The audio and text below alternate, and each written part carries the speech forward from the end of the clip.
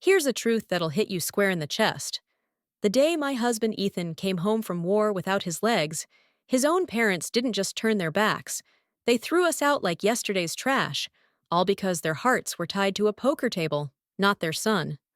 I'm Grace Carter, and 8 years later, I'm still haunted by the sting of that betrayal. Not because it broke us, but because it forged us into something they'll never touch. Stick around, because this is the story of how we turned their cold shoulders into the fuel for our fire. I met Ethan when we were kids in a dusty Kentucky town called Benton, the kind of place where the air smells like tobacco and the casino's neon glow drowns out the stars. He was this scrappy boy with dark hair that fell into his kind blue eyes, always tinkering with wood scraps in his parents' sagging backyard. His folks, Linda and Ray, were shadows in his life. Thin, twitchy Linda, with her frizzy blonde hair tied back, and broad-weathered Ray with his stubbled jaw and cigarette-stained fingers. They lived for the slots, not for Ethan. I'd see him at 10, hauling a rickety chair he'd fixed for Mrs. Dawson next door, pocketing a crumpled $5, while Linda and Ray stumbled home from the Lucky Ace, reeking of cheap whiskey and broken promises. "Ethan's fine. He's tough," Linda would rasp when I asked, her voice sharp like she was convincing herself more than me. Tough because they left him no choice. By the time we were teenagers, Ethan had taught himself carpentry, steady hands shaping oak into tables and shelves while I watched, mesmerized, from the sidelines. We fell in love at 17, two kids with big dreams and small means. At 20, we married in a courthouse, me in a thrift store dress, him in a borrowed suit, his blue eyes shining like they held the whole world. We moved into his parents' house, a peeling 2-story clapboard with a leaky roof and a living room cluttered with empty beer cans and ashtrays. Ethan worked odd jobs, his saw buzzing late into the night, while I cooked stews that Linda and Ray barely touched. They'd barge in, eyes wild from a losing streak, and paw at him for cash. "Just a 20, son," Ray would grumble, his breath sour. "We'll pay you back." Ethan's jaw would tighten, but he'd hand it over, his shoulders slumping as they bolted back to their tables. I'd squeeze his hand under our rickety kitchen table, whispering, "We'll get out someday." He'd nod, quiet, but I saw the hurt flicker in his eyes. Years of being their afterthought piling up like sawdust. We tried to build something anyway. Ethan's hands turned scraps into furniture, sturdy chairs, smooth bookshelves, that neighbors started buying. I'd beam at him across our tiny bedroom, the mattress sagging under us, and say, "You're magic, you know that?" He'd smirk, brushing sawdust from his dark hair, and mutter, "Only if you're there to sell it, Grace." But his parents drained us dry. One night, Linda cornered me in the kitchen, her bony fingers clutching my arm. "He's got to give more. Ray's on a hot streak," she hissed, her breath stale with gin. I yanked free, heart pounding. "He's not your bank," I snapped. She glared, muttering, "Ungrateful," before storming out. Ethan found me shaking, pulled me close, and said, "They'll never change." That's when I knew. We were on our own, even under their roof. Then the draft came in 2015, a letter that turned my stomach to ice. Ethan was 22, strong and steady, but Uncle Sam didn't care. "I'll be back, Grace," he promised, kissing me hard under the flickering porch light, his army duffel slung over his shoulder. I clung to him, tears soaking his jacket, and whispered, "You better." For 2 years, I waited. Letters from Afghanistan, his only lifeline. Scribbled tales of dust and heat that kept me sane. I'd read them alone in our room, Linda and Ray oblivious downstairs, their laughter over a winning hand drowning out my quiet sobs. "Miss you," he'd write, and I'd trace the words, praying they weren't his last. He came back in 2017, but not whole. I drove to the VA hospital in Louisville, my hands trembling on the wheel, and found him in a sterile room. Tubes in his arms, his legs gone below the knees, his face pale but alive. "Grace," he croaked, reaching for me, and I fell into him, sobbing against his chest. You're here! I choked out, relief flooding me like a dam breaking. His blue eyes were dimmer, shadowed with pain, but he squeezed my hand and rasped, "Told you I'd make it." I laughed through tears, kissing his forehead, my heart swelling with love and fear. He was still Ethan, my Ethan, even broken, but his parents didn't see it that way. We rolled back to Benton, me pushing his wheelchair up the cracked driveway, his stumps wrapped in gauze. Linda met us at the door, her thin lips curling. "Oh, Ethan," she sighed, like he'd tracked mud inside. "You'll manage, right?" Ray barely looked up from his paper, grunting. "Why'd you go get yourself blown up? No good to us now." My blood boiled, but Ethan's hand tightened on mine, silencing me. "I'm fine," he said, voice flat, wheeling past them. That night, we slept on a cot in their cluttered living room, his old room too narrow for the chair, his breathing uneven beside me. I heard Linda whisper to Ray, "He's a burden now. Can't work." Ethan's fists clenched under the blanket, and I felt his shame, his rage, mirror mine. By dawn, I knew we couldn't stay. Not with them, not like this. Leaving that faded yellow house in Benton felt like waking up from a bad dream, but the real fight was just beginning. Ethan and I had nowhere to go, no legs to stand on, and a family that saw us as dead weight. I'm Grace Carter, and this is where we turned our backs on his parents' betrayal and started carving our own path. The cab ride to Louisville was quiet. Ethan staring out the window, his hands trembling on the wheelchair arms, his blue eyes clouded with a pain I couldn't touch. I held his hand, my chest tight with anger at Linda and Ray, but buzzing with a stubborn hope we'd make it somehow together.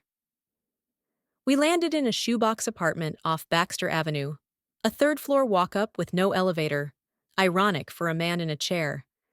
I'd carry Ethan up those creaky stairs, his arms around my neck, his breath warm against my ear, muttering, "I'm sorry, Grace." I'd shake my head, panting, "Don't you dare! This isn't on you." The place was a dump. Peeling paint, a mattress on the floor, a single bulb flickering overhead. But it was ours. Ethan's stumps were still raw, gauze sticking to the wounds, and I'd change the dressings at night. His jaw clenched against the sting. "I'm useless now," he whispered once, voice breaking, and I grabbed his face, fierce. "You're everything, Ethan. We'll figure it out." His eyes met mine, a flicker of belief sparking through the shame, and I knew we'd fight for that spark. He started small. Wood scraps from a dumpster behind a hardware store, a borrowed saw from our neighbor, Pete, a gruff retiree with a limp and a soft spot for us. Ethan's hands, still steady despite everything, shaped a wobbly stool in our cramped kitchen. I'd watch, mesmerized, as sweat beaded on his forehead, his dark hair sticking to his skin. "It's not much," he said, holding it up. But I grinned. "It's a start." I sold it to Pete for $20, his gap-toothed smile a quiet victory. That first sale lit something in Ethan. His shoulders straightened, his voice steadied. We scavenged more wood, me hauling it home in a beat-up cart, him carving late into the night. Chairs, shelves, a table, each piece rough but solid, like us. Word spread in the neighborhood. Pete's buddy, Carl, a stocky guy with a buzz cut and a diner downtown, ordered a set of tables. "Heard you're the real deal, Carter," he said, slapping $50 into Ethan's hand. Ethan's eyes widened, a grin tugging at his lips, and I laughed. "Told you you're magic." By 2019, we'd saved enough to rent a workshop, a drafty garage with a tin roof, but it had space for a workbench and a dream. Ethan's craft grew sharper, smooth oak curves, polished finishes, and I'd snap photos, posting them on Instagram with Soccer Carter Craft. "Built from scratch," I'd caption, watching likes roll in. 10, 50, 100. Orders piled up, locals whispering about that vet who makes killer furniture. Ethan's hands were calloused now, his wheelchair a blur among the sawdust, and I'd catch him smiling, really smiling, for the first time since the war. Then came the kids. Lily in 2020, a tiny girl with Ethan's blue eyes, and Noah in 2022, a chubby boy with my brown curls. Our apartment became a home, then a house, a modest brick place we bought with cash from the workshop. Ethan built cribs for them, his fingers tracing the wood with a tenderness that made my heart ache. "They'll never know what I knew," he said one night, rocking Lily, his voice thick. I nodded, tears pricking my eyes. "They'll know love." Carter Furniture Comer took off. Ethan trained 2 apprentices, young guys named Joey and Sam, who'd hang on his every word. "You're a natural, boss," Joey'd say, his lanky frame hunched over a lathe, and Ethan'd shrug, but I saw the pride in his eyes. We were a team, me handling orders, him crafting, our kids giggling in the chaos. And for a while, it felt like we'd won. Until they came back. It was a chilly fall day in 2023, and I was stacking chairs in the workshop when I saw them. Linda and Ray, shuffling up the gravel drive like ghosts from a past we'd buried. Linda's blonde hair was gray now, stringy, her face gaunt. Ray's broad frame sagged, his stubble patchy. Ethan froze mid-cut, saw whining to a stop, his knuckles white on the handle. "What do you want?" I asked, stepping forward, my voice sharp. Linda's eyes welled up, fake tears I didn't buy. "We're in trouble, Ethan. Lost the house, debts piling. We need you."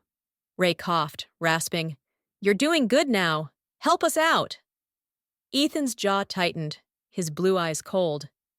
"You threw us out, called me useless. Why now?" Linda sobbed. "We're sorry, son. We're family." I wanted to scream, but Ethan spoke, low and firm. "Family doesn't ditch you when you're down. I'll get your house back, once. That's it." He did. $50,000 from our savings. A bitter pill I swallowed for his sake. But weeks later, they were back, banging on our door.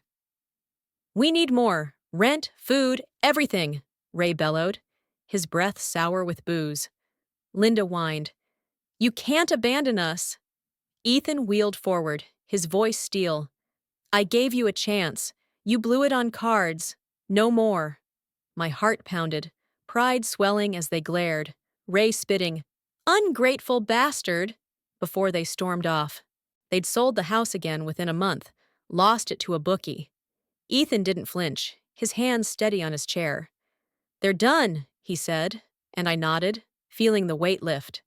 We'd given them a rope. They'd hung themselves with it. Shutting the door on Linda and Ray that day in 2023 was like locking away a storm that had raged over us for too long. Ethan and I were finally free, and the life we'd built stood tall against their wreckage. I'm Grace Carter, and now, at 30, I can tell you we didn't just survive their betrayal. We thrived. Our Louisville house buzzes with Lily and Noah's laughter, Carter Furniture Co. hums with orders, and Ethan's hands, those same hands that once shook in shame, craft pieces that grace homes across Kentucky. We're not just scraping by anymore. We're living, breathing proof that their gamble on cards over us was the losing bet of their lives. By 2025, we're a family of 4 in a brick house we own outright. No debt, no shadows. Lily's 5, her blue eyes, Ethan's eyes, sparkling as she races Noah, 3, around the backyard Ethan built a swing set for. Carter Furniture's a 6-figure name now. Ethan's designs, all clean lines and warm wood, sit in cafes, libraries, even a mayor's office. He's got a team of 5 apprentices, Joey and Sam still there, calling him boss, with grins that make him duck his head, shy but proud. I handle the books, the Instagram, or Carter Crafts at 15,000 followers, and every sale feels like a brick in the wall we've raised against his past. "We did this," Ethan said last month, wheeling beside me in the workshop, his voice steady. I squeezed his shoulder, my heart full. "Yeah, we did." His parents? They crashed hard. Ray drank himself into the grave last year. Liver gave out, no surprise there. Linda's alone now, a frail figure I barely recognize from the woman who'd sneer at us. Ethan got a call in spring, her begging from a payphone, house long gone to debts. I've got nowhere, Ethan, she croaked, and I saw his jaw tighten, his blue eyes flickering with old wounds. He didn't owe her, not after everything, but he's softer than me. One last time, he told me, and paid for a nursing home spot. Basic, clean, nothing more. Not for her, he said, voice low. For me, to sleep at night. I nodded, respecting that mercy, but I felt no pull to forgive. They'd picked their cards. We'd picked each other. The real win came quieter, sweeter. Last week, Ethan finished a rocking chair for Lily. Small, perfect, carved with her name. She climbed into it, squealing, "Daddy's the strongest!" and threw her arms around his neck. He hugged her back, his dark hair falling into his eyes, and I saw them glisten. Tears he didn't hide. I stood there, Noah tugging my hand, and felt my own eyes burn. Not for the legs he lost, not for the parents who ditched us, but for this, our family, our life, built from nothing but love and grit. Linda and Ray bet on dice. We bet on us, and every laugh from our kids, every chair Ethan crafts, is our jackpot. Now, at 30, we're richer than they ever dreamed, not just in cash, but in respect, in peace. Ethan's a name folks know, a story they tell. Veteran, craftsman, father. I'm his partner, his cheerleader, and I've never been prouder. So here's my question for you. Who's let you down? Parents who chose something, someone, over you. What are you building to prove them wrong? Drop it in the comments. I read everyone. Hit that like if this hit you, subscribe for more real talk, and tell me, how do you rise when they push you down? Because Ethan and I, we're proof you can turn their trash into your treasure.